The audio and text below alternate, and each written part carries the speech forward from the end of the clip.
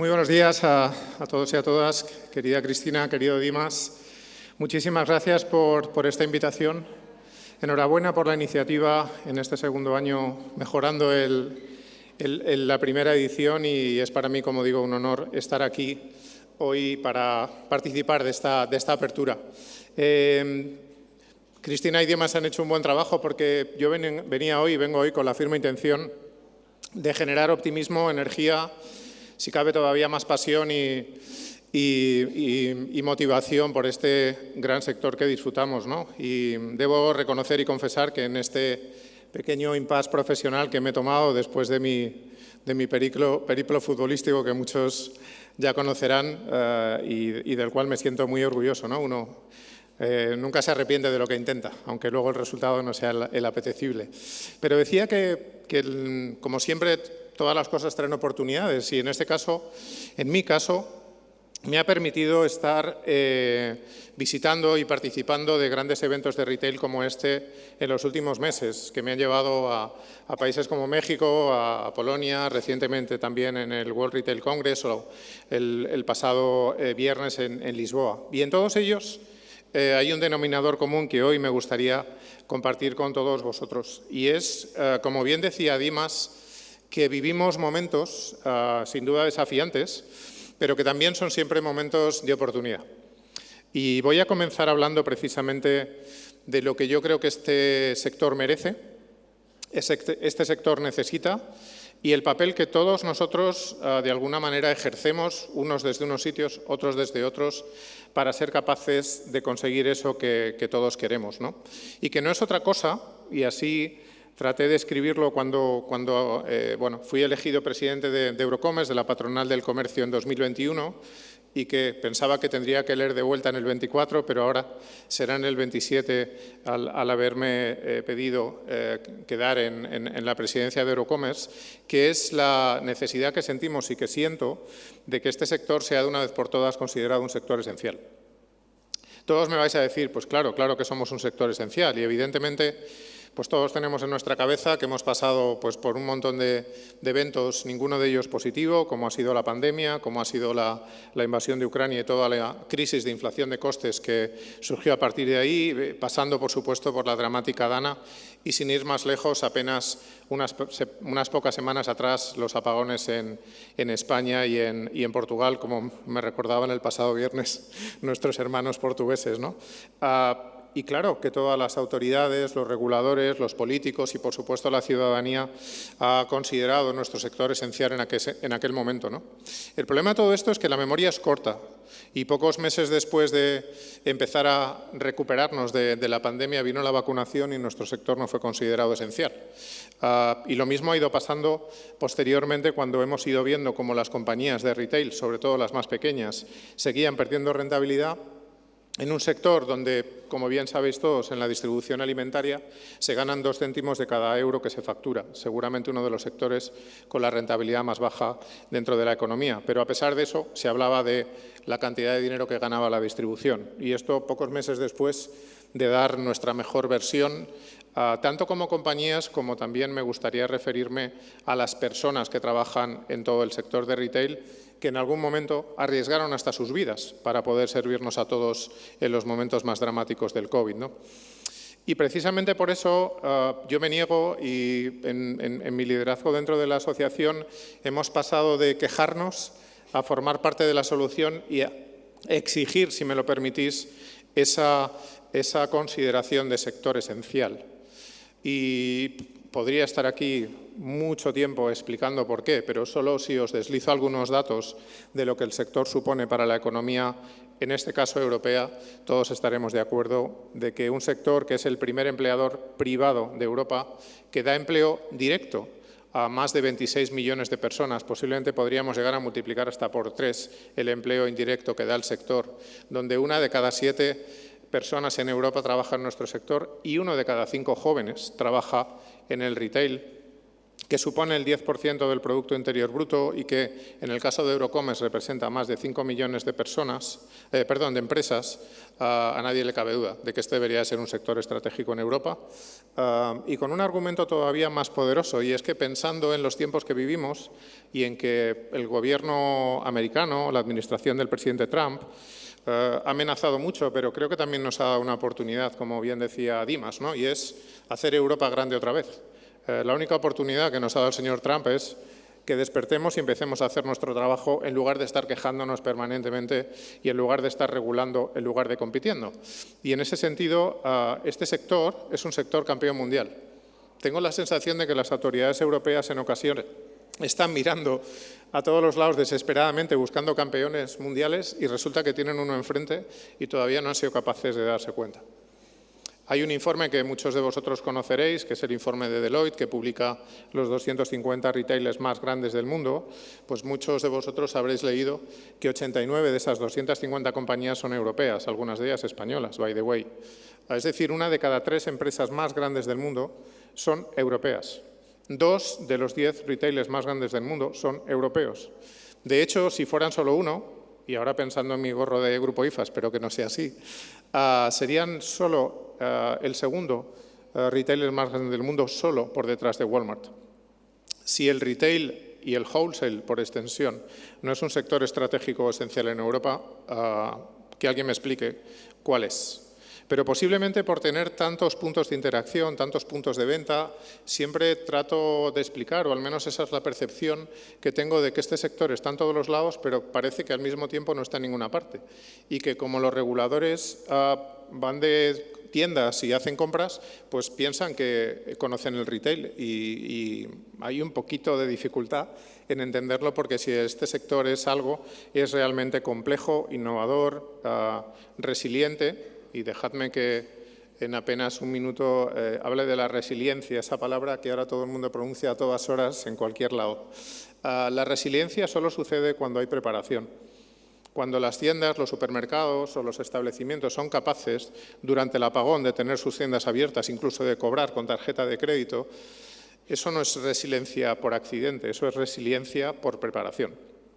Y esto es algo que nos gustaría enormemente que, especialmente, no hablo de la ciudadanía, pero la ciudadanía no tiene por qué estar informada de todo, pero sí nuestros gobernantes, los políticos en España, en Bruselas, en el mundo, el haber salido a otras geografías fuera de Europa en estos meses, me han hecho ver que no somos tan diferentes. En retail ha pasado casi todo, lo que pasa es que ha pasado en diferentes sitios y en diferentes momentos, pero tenemos muchas más cosas en común de las que pensamos en todas las geografías. Bueno, pues esa resiliencia se llama preparación, señoras y señores, y eso es lo que apelamos, y de ahí este mensaje también de energía, de oportunidad y de motivación y optimismo, porque no solo no tenemos que tener ningún pudor en decirlo, sino que lo que tenemos que tener es un enorme orgullo de servir a este sector. Yo he tenido ocasión de servir también al sector de la industria y me siento muy orgulloso de ello, pero reconozco que este sector me engancha y me ha enganchado porque tiene muchas cosas que creo que van más allá del ámbito de los negocios. Desde el punto de vista de la empresa familiar, de las empresas hechas y empresarios hechos a sí mismos y de saber gestionar un sector donde en muchas ocasiones la diferencia entre ganar y perder dinero no está ni más ni menos en que el precio de la luz te suba o te baje, y es así de simple. Bien, sin extenderme mucho más, sí quiero dedicar unos minutos apenas a compartir con todos vosotros lo que Eurocommerce humildemente trata de hacer. Eurocommerce es la principal asociación del comercio en Europa, ya he definido un poco el ámbito de actuación que tiene, está compuesta por aproximadamente 60 compañías y fundamentalmente por las asociaciones de 27, ahora ya 28 países al haber adoptado a nuestros hermanos de la Asociación Ucraniana el año pasado y que cuenta con la primera directora general en sus 30 años de historia, Christelle Delberg, y un equipo de 25 talentosos profesionales que están en Bruselas. Mi única tarea en Eurocommerce está por igual en desafiar y arropar al equipo y en ayudarle en aquellos momentos en los que es necesario intervenir. Y quería deslizar muy rápidamente las cuatro grandes prioridades en las que Eurocommerce trabaja en este momento porque creo que son del interés de todos.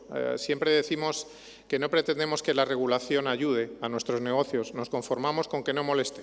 Es decir, con que nos deje operar de forma normal y no interfiera tanto a nivel de incremento de costes como, en muchas ocasiones, lo que es peor, interferir y generar disrupción en las operaciones y en la logística de nuestras empresas, que no son precisamente fáciles, ¿no?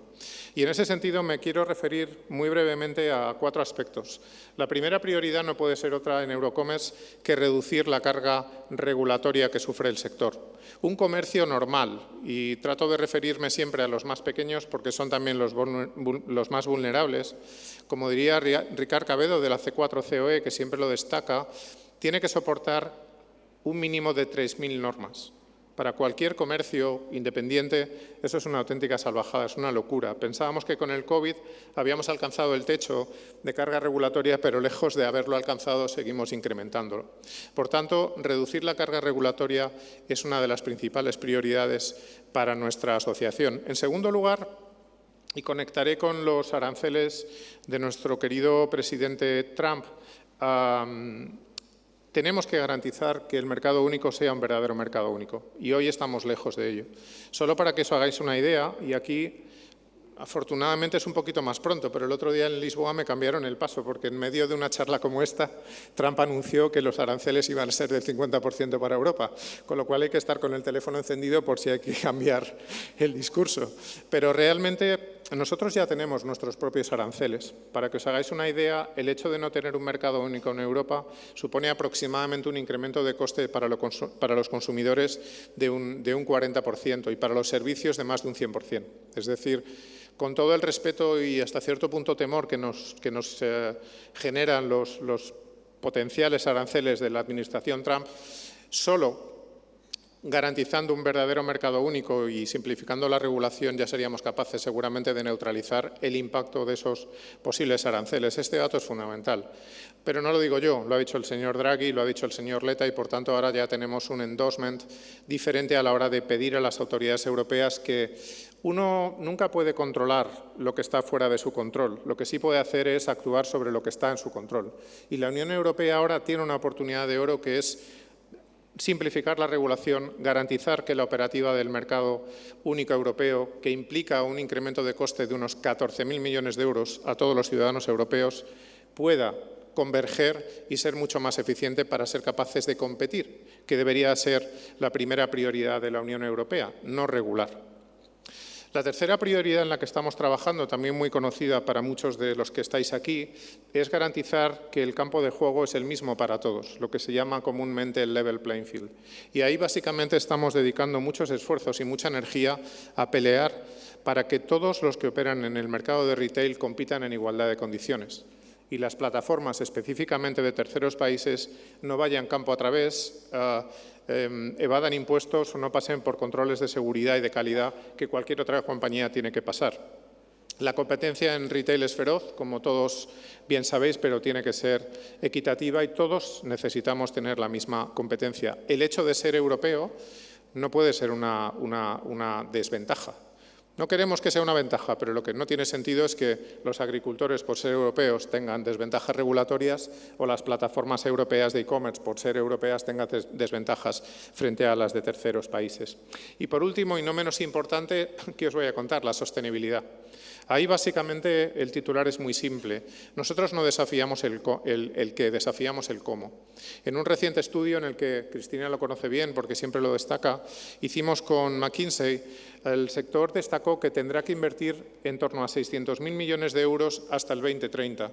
Esta cifra se parece bastante a los fondos de resiliencia que dotó la Comunidad Económica Europea o incluso el plan de rearme europeo que está ahora mismo en construcción. Es decir, es una cantidad realmente notable.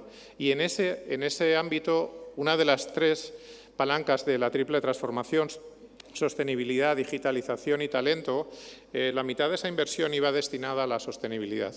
Básicamente nosotros como retailers ya hemos establecido nuestro compromiso de ser neutrales en emisiones para el 2030, adelantando incluso al propio Tratado de París. Por lo tanto, no estamos desafiando el qué. Ya, de hecho, nos hemos puesto los primeros de la fila. Por cierto, esto no va de reducir a 0 las emisiones en el alcance 1 y 2, sino en el 3, que ahí es donde la matan.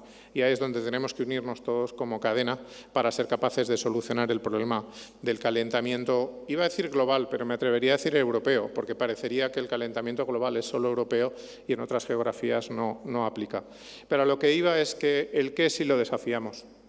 El incremento de costes que implica un impuesto al plástico que no soluciona necesariamente el ser más sostenibles o las directivas que generan una necesidad de reporting a compañías que son extremadamente pequeñas y no tienen recursos para gestionarlo, no son la solución. Y, por lo tanto, interactuar e interferir en las propias operaciones de las compañías, sin duda, no parece que sea lo más aconsejable. Como decía, no estamos en un entorno fácil. Solo por daros un ejemplo, en la página de Eurocomes podéis encontrar estudios que hemos tratado de impulsar en los últimos años, porque al final nos queda el consuelo de que a veces el dato mata al relato, pero es lo único que lo mata, y a veces ni con esas. Hemos publicado un montón de informes que son muy importantes y os recomiendo su lectura, pero en uno de ellos podréis comprobar que ahora mismo, comparando con 2019, el sector de retail vende un 4% menos, que su EBIT ha caído 0,4 puntos y que además hay un deslizamiento hacia la marca privada realmente notable. Es decir, nos encontramos en un entorno complejo cuando nos comparamos, digamos, contra la primera crisis sufrida. Y esto hace que sea cada vez más importante el tener en cuenta esta inversión de 600.000 millones de euros. 600.000 millones de euros supone pasar la inversión, los CAPEX, podríamos decir, extraordinarios para acometer esa triple transformación del 3,6 al 5,2, es decir, 1,6 puntos más. ¿Cómo va a abordar este sector de retail si en distribución alimentaria gana 2 céntimos o un 2% una inversión del 5% de sus ingresos? Bueno, pues ya es suficientemente difícil para las empresas grandes y pequeñas, recuerdo que el 99% de ellas son pymes, como para que además de eso toda la carga regulatoria genere incrementos de costes y, por lo tanto, menos rentabilidad.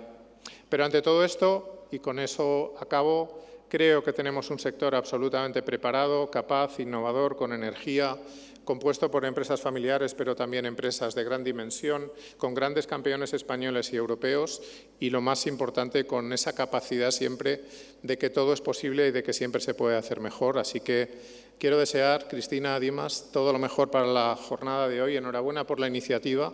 Estos son los eventos que construyen el sector y ha sido un placer para vosotros poder participar. Gracias.